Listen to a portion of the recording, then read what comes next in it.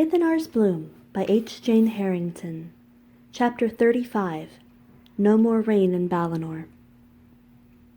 They say it's better to die laughing in the face of death. Whether or not that's true doesn't matter. You're still dead. Master Kezias. Despite the strain between them, Kyr found Malachar to be a competent guardian. Their night watches were shorter thanks to the extra shift, and his presence proved to ballast the team. It felt as though the group was finally complete, when Kyr hadn't even realized something was missing. The trip to the eastern coast of Mercaria had been much faster for the horses. What might have been a 3-month journey on foot had taken just over 4 weeks. The sea lay only 20 miles to the east, and their biggest obstacle was perched before them. They had to return to civilization and hire a boat to carry them to Aquiline. The party had bivouacked in the woods, just outside the coastal port of Arjo, resolving to enter the city the following day. Kyr threw a wary glance at the sky, cursing the dark clouds that loomed in the distance. It looked to be a wet night, and she hated the rain. She made her way around the camp, securing the perimeter with wards, then addressed the horses to make sure they were set for the night. While she tried not to grow attached, Kyr was fond of the horses, having taken responsibility for them during the journey. She'd fed and rubbed them down, but they seemed restless now. Anticipation of the coming rains had them dancing in place nervously. One loud thunderclap might spook them, so Kyr decided to stay. She talked gently, easing them away from panic with her steady voice and a hint of natural magic. The bay stamped a hoof and nudged her.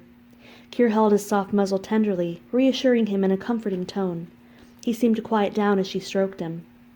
Mirhana had so loved horses. She had taught Kyr how to bond with the remarkable creatures. Despite Mirhana's utter lack of magic, she'd been surprisingly in tune with the natural world. When Mir would disappear, Kyr always knew exactly where to look, the stables. Walking into the stables that night. The memory thrust Kyr into a fit of depression, and she stalked away. More reminders of the past.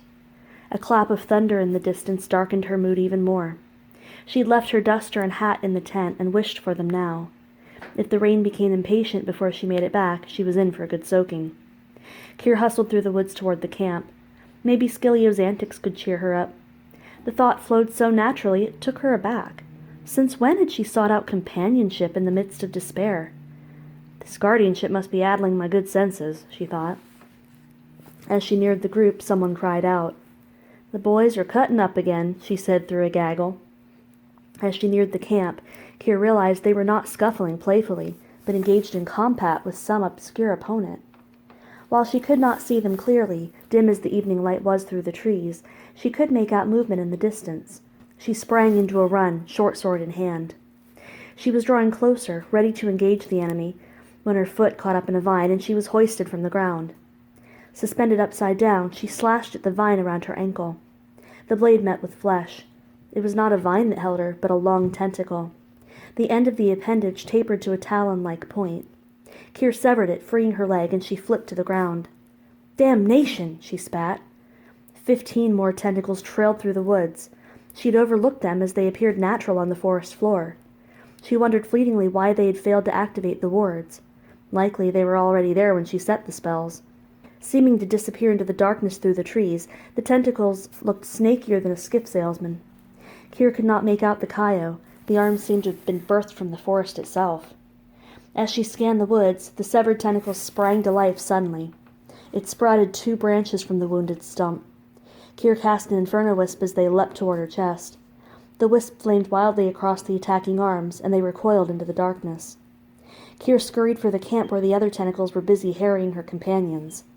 The men fought viciously, but from each tentacle cut, 2 new branches grew. Skilio hacked at one arm with his guardian sword when another swung around and slammed against his ribs with a crushing blow. He collapsed in a heap, gasping and coughing. Malachar stepped over his fallen brother protectively. More than a dozen additional limbs burst forth from the forest, cutting Kyr off. There were too many to fight effectively. Rather than wasting time with the regenerating limbs, she could end the battle by severing the Kaio's head. She bolted toward the inner forest and followed the trail of wigglers toward their source. Kyr dodged and slashed the oncoming arms rhythmically. When she reached the parent creature, she cursed smartly. There was no body, at least none that she could make out. The Kaio's scores of tentacles were projecting from the very belly of the earth. They emerged from the ground at one huge fissure, like a drooping bouquet of bluebells. So many blocked the opening that a killing stroke to the heart was impossible. A newly emerged limb lashed out with its sharp point. She barely dodged it, but the back of her shirt was ripped open. Kira thought frantically. What could she do?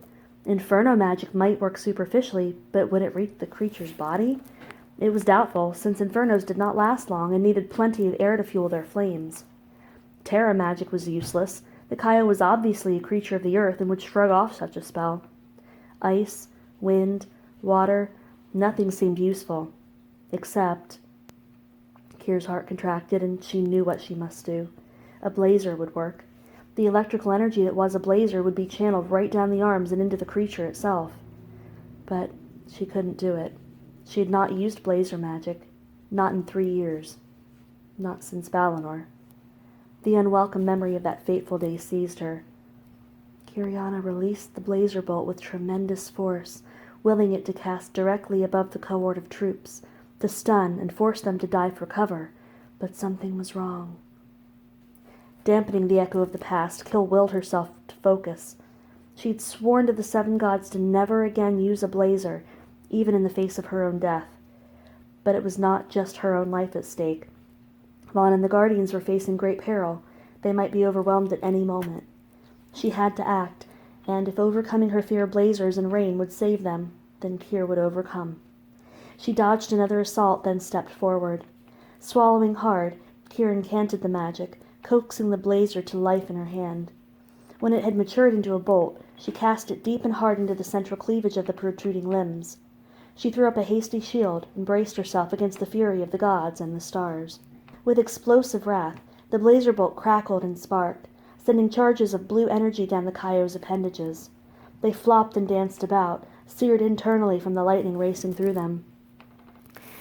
The electrical potential in the storm resonated with the bolt, and a massive charge of lightning fulgurated down the shaft.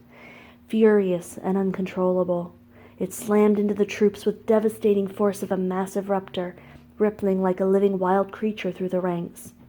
Multiple voices screamed in agony as an eerie blue matrix of energy shook their bodies, rattling them like marionettes in the wind. Several unfortunate souls knew the center of the blast. Their bodies, overloaded with the fury, exploded, sending a cascade of blood, bone fragments, and gore in all directions. Kyr screamed her anguish against the sight, as every horror from Valinor was revisited upon her. This blazer did not attract lightning from the sky. There was no blood, no moaning, no cries of agony, but it tore Kyr's heart and soul to the surface, forcing her to stare into the face of her own sins.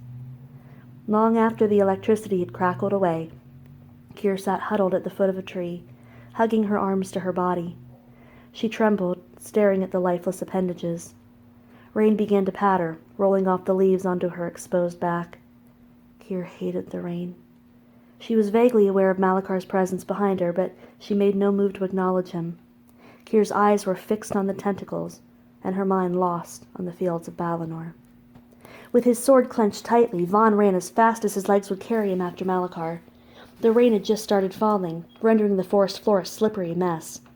Almost tripping, he skipped over a lifeless tentacle and continued on. Vaughn hated leaving Skilio alone at the camp, but Malakar had hastily ensured that the Bardian had taken no severe wounds, then bolted into the forest in search of Kyr. She had not returned from securing the camp when they had been attacked. They had fought a fierce but losing battle. Vaughn grit his teeth against the memory of a tentacle wrapping itself around him. It had squeezed so tightly that he expected his lungs to collapse. Just as he'd begun contemplating death, a jolt of energy rattled the tentacle and it dropped him, writhing on the ground as though being choked, before laying still. Malakar had severed one more arm after that. When no more grew, they knew the Kaio was dead. The exultation faded instantly at the realization that Kyr had not returned. The creature's killer must have been powerful. Vaughn prayed that it had been Kyr, and that she had survived. How could she have fought the monstrosity on her own? The 3 of them had been no match for it. Was it possible for a single woman to fell such a behemoth? Vaughn's stomach churned at the dreaded thought of her lying broken and lifeless. Kyr had been his rock from the beginning, and had taken up residence in his heart. His first guardian. that she might no longer grace a treasured place at his side. Vaughn chided himself for contemplating such morbid thoughts. Kier was the most resilient woman in Septaria. She would survive. Vaughn bounded over a fallen log and emerged onto the scene. Kier was huddled under a tree, trembling and staring distantly. Her shirt was sliced open horizontally, and while Vaughn sighed in relief that there was no evidence of injury, his heart fluttered all the same. Through the mangled fabric, a field of crisscrossing scars stretched across her back. Evidence of her time in Tarnavarian's prison, Vaughn realized coldly. Kier had been tortured in that prison, and Vaughn's brother had overseen it. Compassion for her drowned out any anger he might have been brewing at his brother's sins. Malachar stepped in and placed a hand on her shoulder. When she did not move, he dropped to his knees and wrapped his large arms around her, embracing from behind. His back shielded her from the drizzle. "There is no more rain in Balinor," Malachar told her softly. "The gods weep not for those who have died, but for those whose time has not yet come. For we suffer, and the gods spill their tears upon the earth, washing away the blood in sadness and agony. For the gods are beings of mercy, and they weep for us sinners, and give us rain, that we may wash our sins away." Vaughn was familiar with that verse from the Book of Order. Kier seemed to react to the quote, rousing from a faraway place in her mind. "It was an accident. I just wanted to protect her. It was only supposed to be a diversion. I never meant to hurt anyone," she confessed mournfully. "I forgive you," Malachar said gently. Kier trembled, eyes falling to her open palms. "But I used a blazer. I did it again." Malachar held her firmly. "And you saved us all." "I'll never be free of it." She melted into sobs. "You are free of it now," Malachar said. He released her from the embrace and shifted to face her, then placed his hands under hers. Catching some falling rain, he rubbed it into her palms. "Let the rain wash Balinor away. Be free of it." As raindrops mingled with the tears down Kier's cheeks, Malachar touched his forehead to hers and added, "Let us both be free of it." Vaughn watched the scene silently. Kier and Malachar sat on their knees, facing each other, allowing the rain to bathe them. Their eyes were closed, their heads raised toward the sky, as if they were listening to some heavenly chorus, the song too beautiful for mortal ears. Vaughn almost felt as though he were imposing on a very private and profound moment. Malachar and Kier, bound in blood, were finally allowing that blood to wash away. It was beautiful and tragic at the same time. When he finally rose, Malachar removed his cloak and draped it across Kier's shoulders. He helped her to her feet, and they stumbled over the mounds of dead tentacles. Vaughn pulled Kier into a relieved embrace. He held her tightly against his chest and marveled that she didn't shy away. "Are you okay?" Kier smiled weakly and nodded. "Yeah, I'm fine." "That's what you always say," Vaughn chided. But this time he knew she meant it.